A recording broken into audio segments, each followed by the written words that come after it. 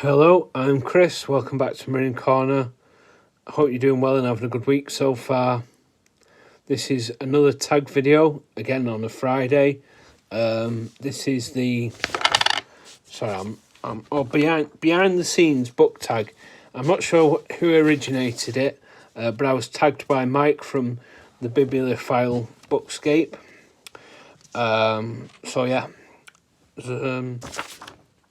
There's 12 questions to go through, so without further ado, I'm going to go through them. So, question 1. When recording a post, do you read from a prepared script, or do you refer to notes or a broad outline, or do you speak extemporaneously? I'm not sure how you pronounce that. So, I usually have a bit of a plan, but I do tend to go off on a tangent. Like when I do Cornered by Books, I usually write a brief outline of what I want to talk about or what I've been up to, what I'm doing, what I'm reading, sort of thing. But then what I say is none of that's planned. It just becomes whatever I fancy saying. So I just go. The rest is off the top of my head, basically. But I do have I do write down the books I've read, so I know what I've got to talk about to a certain extent. Do you edit? Question 2. Do you edit before you post, deleting hems and haws, misspeaks, mispronunciations, and other common public speaking foibles? Do you remove things that you didn't mean to say, or off-topic thoughts or comments you think might be misunderstood? Nope. What you see is what you get. I don't know how to edit. I don't want to know. I could learn how to edit, but I don't really have the time to start editing videos because then it takes the fun out of it, and also I think it's a bit more natural and a bit more like when I stumble on what I'm trying to say, or I can't say the right word, or it's just me as a person. I want it to be as real as it can be. If I'm taking things out and tangents and stuff like that, then it wouldn't be me making the video. Number 3, have you ever edited a post after posting? Have you ever deleted an entire post? I have edited posts, but I've never deleted posts. I've edited where I thought watching a video and, oh, that's a good book, I really like that, and then they might mention another book or another subject and be like, oh yeah, that, and then comment on that as well, because I'm trying to watch and write down my thoughts as I'm watching. So if I post it and then it's like, oh, actually I want to add that in, then I'll edit it. Or if I'm posting stuff myself, again, like if I'm making a comment on here and I want to add something else or change what I've written, then obviously I'll edit it. But none of this is edited. The videos, I mean. Number 4, are there certain topics you avoid, things you regard as too personal or too controversial? I think I would avoid more personal stuff than anything else, but I wouldn't want to offend, but also don't want to restrict what I'm saying with certain things. I mean, obviously, like certain books are controversial to start with. Like, I don't know, the book I've just read, The Wasp Factory, is quite controversial because of the animal cruelty and stuff like that. It's not something I agree with, obviously, but it is in the book, so it's something I'm going to have to talk about. But I don't want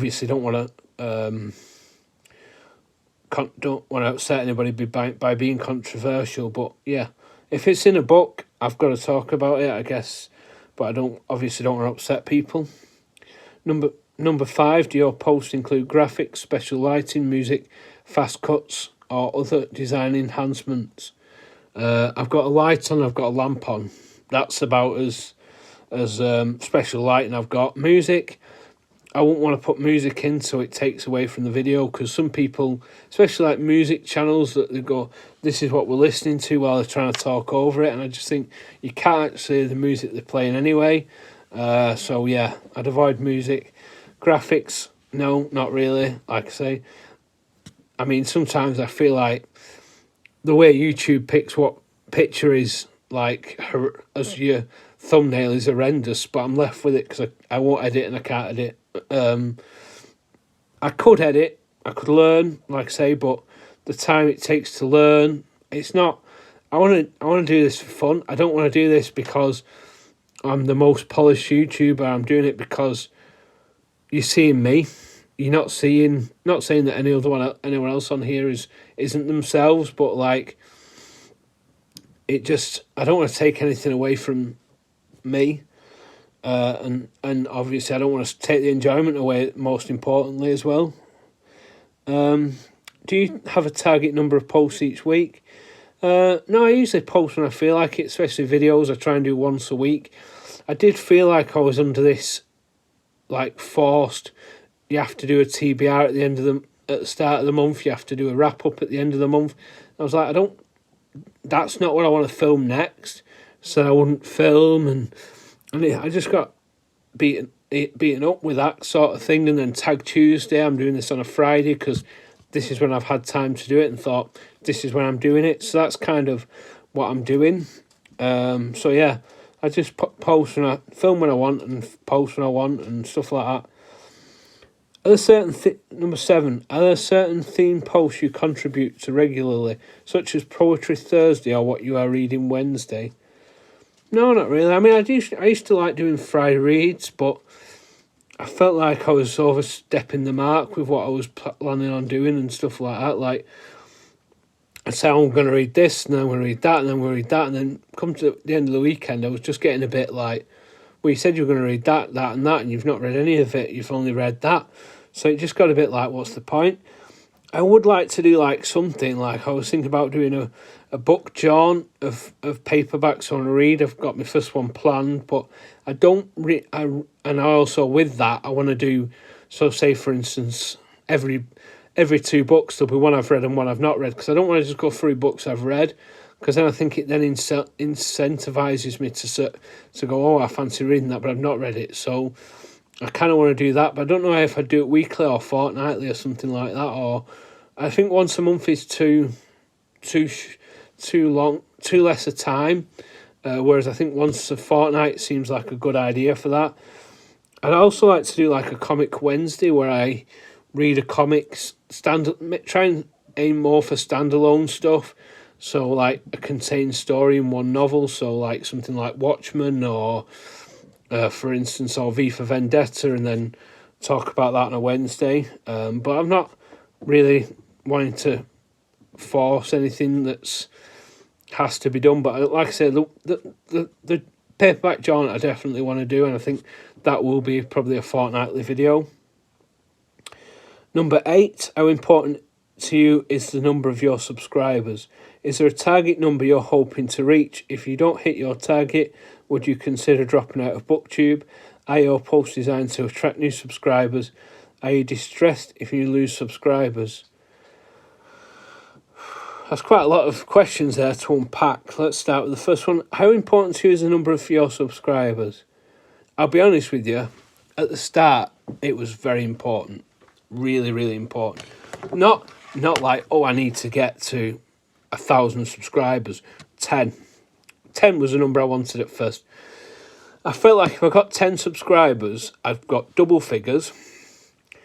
And if you had 10 people in your living room, it'd be pretty crowded. So I just felt like 10 was a good number to start with. Any more than 10, I was happy. And I've got more than that now, and I'm happy with the subscribers I've got. Is there a target number you're hoping to reach? No, not really. I've not really done this for views. I've not really done this for subscribers. I mean, it'd be nice to hit 1,000, but if I don't, I don't. But that would probably be my next, goal. I mean, 500 would be great, but I haven't done this for subscribers. I haven't done this for, I've done it for subscribers, I guess, in a way. I want subscribers, obviously, but I want subscribers who want to watch. I don't want to have subscribers who don't. So the number's not really, it's the quality of subscribers rather than the quantity of subscribers. Like, I feel like some of the subscribers have got to comment on my videos and stuff like that and watch my videos, so they're the kind of people I want to keep. So I wouldn't consider dropping out of BookTube because, like I said, I was aiming for 10 subscribers and that would have been me happy. Are your posts designed to attract new subscribers? Absolutely not. I never mentioned subscribing in my video. If you want to subscribe, you will. If you want to watch, you will. If you don't want to watch, you won't. You'll vote with your mouse, or your touchpad if you're on a laptop, or your phone. Am I distressed if I lose subscribers? Yes and no. I think yes, because it's like, why have I lost subscribers? But then also, is it a bot that you've lost? And if bots are subscribed to you and you're losing them, then I'm not distressed about it. But yeah, if it was actual subscribers, then yeah, I would be not distressed, but like a bit like wondering why. You know, do I always respond when tagged? Tags I struggle with. Like I say, I've always felt like I've not done it on a Tuesday, whereas I've just given up with that. Like I've given up with monthly wrap-ups and monthly wrap-ups and monthly TBRs, because I just like my weekly video now, and that kind of wraps up what I'm reading, what I'm doing next, and what I'm planning reading and stuff like that. So I think because of the restriction of Tuesday, because of the restriction of videos, I feel like now I'll do more tags now. I'm less restrictive with the days I'm doing the tags. Do I respond to viewers' comments? Are your responses lengthy or only a thumbs up or down?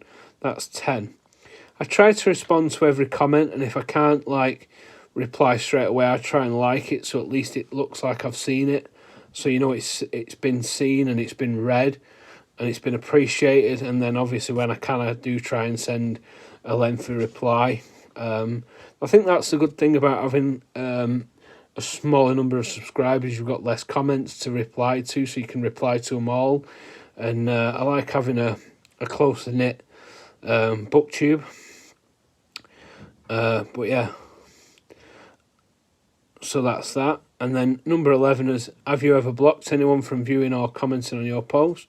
No. If people want to comment negatively or good, they have that choice. I mean, I'm making these videos for people to watch, so I wouldn't stop them from watching. But obviously, I think any comments, negative or good, you know, if somebody gives me a negative comment, say, I wish you should do this or you should do that, or I'd recommend this or recommend that, you know, it depends what it is. Obviously, if it's negative criticism, then it would be appreciated. If it's just negative comments, it's just negative comments. If people want to put that on there, then that's up to them. And to be honest with you, I haven't had that yet. But if people did put negative comments, then, you know, it says more about them than me. I mean, obviously, I'm not talking about negative criticism. I'm just talking about negative comments in general. Yeah. And then number 12 is to tag some people. I'm not sure who's done this. So again, if you're watching this, consider yourself tagged.